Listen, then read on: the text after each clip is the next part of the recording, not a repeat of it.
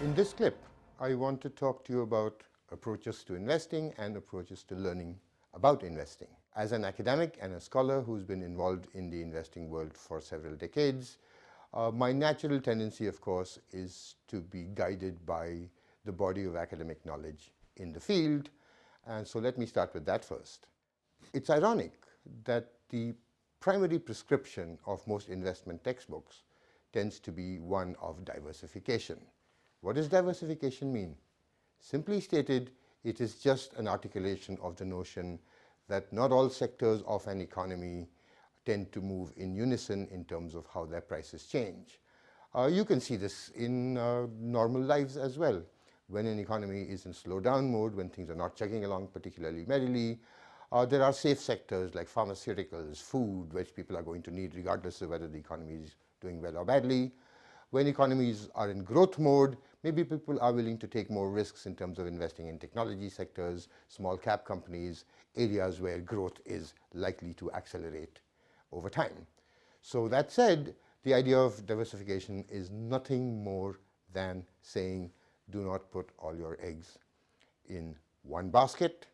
Over the history of the development of investing, this has taken various forms. In the mid-20th century, investors in the United States were largely concentrated in domestic investments.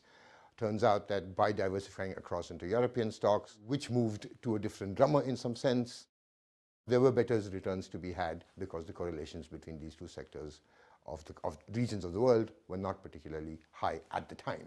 Go fast forward in time a little longer, as European economies and US economies started to get integrated, money started moving further eastward. People started talking about emerging markets. The BRICS, as you know, have been around for 20 years. People in more recent times have been talking about things like frontier markets, markets in Africa, Mongolia, places where money still hasn't gone, markets that are not even more remote than emerging in that sense. But the primary principle that drives this has been one of seeking out returns in different sectors or even geographically to try and maximize the wealth on your portfolios. This prescription of the academic world is largely motivated by scholarly research that has shown pretty much that it's very difficult to beat this market, at least in Western domiciles. It's fairly common knowledge that most mutual funds have a very hard time beating whatever the index or the benchmarks against which they measure their own performance. Other studies have shown that it's very difficult to time the market. Still other studies have shown that trading frequently does not particularly lead to large amounts of wealth, although there are always exceptions to every rule that I will kind of state for you. I'm just making some general comments here, right? So if the textbook prescription is you can't beat the market, become the market, diversify, own an index fund, and go about the rest of your life, do whatever it is that you like to do rather than pore over financial statements and watch bubble vision on television for whatever reasons that might motivate you, why must you listen to me?